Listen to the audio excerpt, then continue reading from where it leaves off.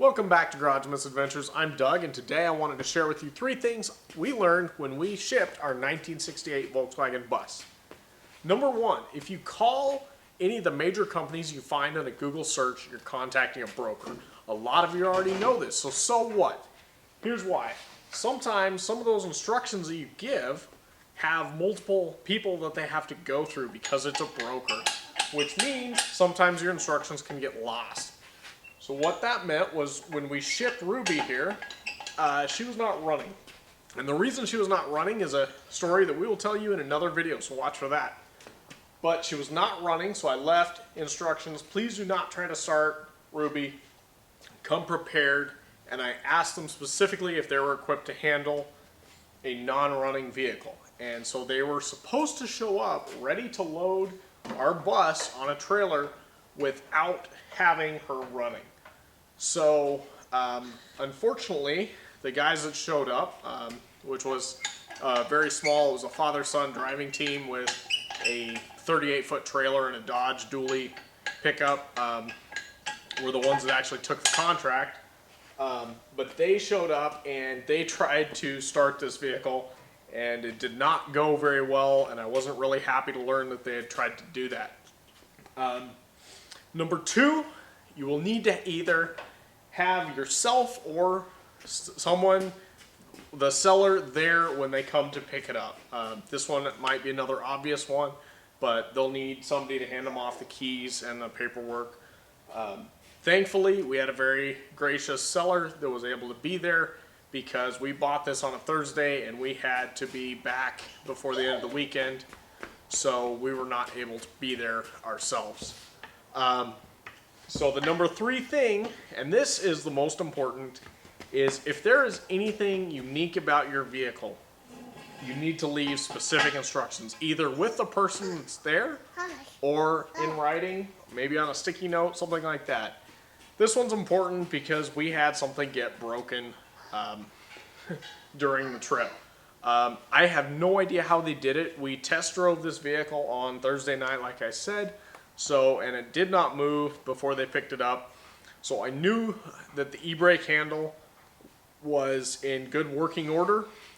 This has an e-brake that you pull from the dash, and then to release you turn it 90 degrees and push it in. And somehow, I have no idea what it took, but somehow they were able to shove the e-brake backward against the stop and push the lever the opposite direction. I was unable to fix it by just pulling it back out. I had to disassemble the e-brake. I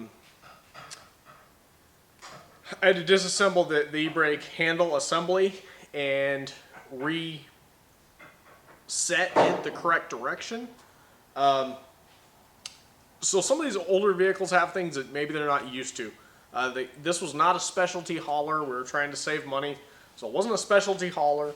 So these guys, the other vehicle on the transport was from a dealership over in Washington, headed over near where we live to an auction. So these guys are used to hauling cars from dealerships to auctions. A lot of them are late model cars, not used to dealing with these classics. So when you're shipping a classic, if there's something that's a little oddball, for some of us, we don't think about it because we're so used to dealing with older vehicles. It doesn't seem odd to us, but to somebody who's not used to it, maybe it's better to be safe than sorry. Thankfully, I was able to easily fix this. I would have been a lot more perturbed if it had been something that had gotten damaged in a more serious capacity. So thankfully, this was kind of a no permanent harm situation, but just something to keep in mind. So definitely communication is key. If there's anything you need to know, make sure the person that's there knows it, that they can pass it on, because you can't count on the person you're talking to on the phone to pass that along to the driver. So that's about it. We were pretty happy to get this back. As you can see in some of the pictures I'm gonna throw up, I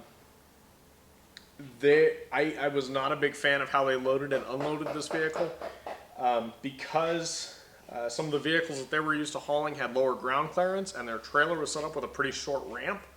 they had this wood block that they put their ramp onto and then put another 2x6 ramp onto that ramp to make an extended ramp to decrease the angle. And that was a little nerve-wracking to watch it come off the trailer. You'll see it in a couple of the pictures. But it made it. It made it safe, thankfully, minus that one little hiccup with the emergency brake. And we're happy to have it here. Unfortunately, I didn't get very many pictures coming off the transport. At that point, I was just happy to have it in sight. Overall, not bad. If you find a deal out of state and it's either a good deal or it's that particular vehicle you've been looking for and you've been considering shipping it, it's definitely an option. It was more cost effective than I had initially thought.